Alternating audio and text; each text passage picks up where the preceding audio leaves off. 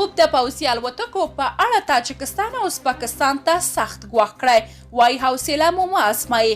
ته چې نور یې څه ویلي جزئیات هم دې ویډیو کې وګورئ او چینل سبسکرایب کړئ.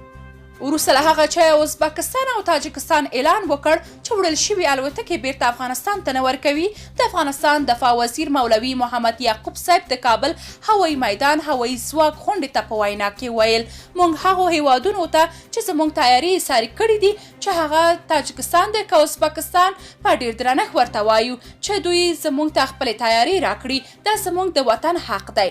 ملا یعقوب وویل یاد هیوادونه دي نور زموږ حوصلې نه ازمایي او دې ته مو نه مجبوروي چې په انتقامي عمل لاس پورې کړو.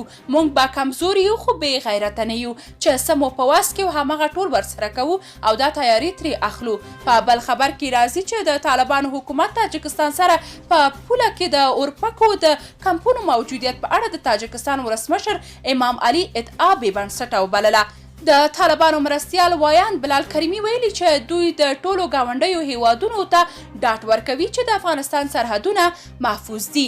هغه په خپل ټویټر باندې لیکلي چې د تاجکستان د ولسمشر دا ادعا چې ګني افغانستان کې له تاجکستان سره په سرحدي سیمو کې د تخریبي فعالیتونو په هدف ګڼ شمېر کمپونه جوړ شوي حقیقت نه لري او موږ یې په کلکه ردوو. طالبانو ډاډ ورکړی چې د افغانستان له خاورې څخه به د تاجکستان په ګډون هیڅ هیواد ته ګواښ نه متوجه کیږي. تر دې وړاندې د تاجکستان ولسمشر امام علي رحمان ویلي و چې غواړي د افغانستان سره پر پوله امنیتي کمربندونه جوړ کړي. هغه زیاته کړې وه چې د افغانستان په شمال ختیځو ولایتونو کې تر 40 زیات د ترهګرو کمپونه او د روزنې مرکزونه شته چې تر 6,000 ډېر وسوال پکې دي.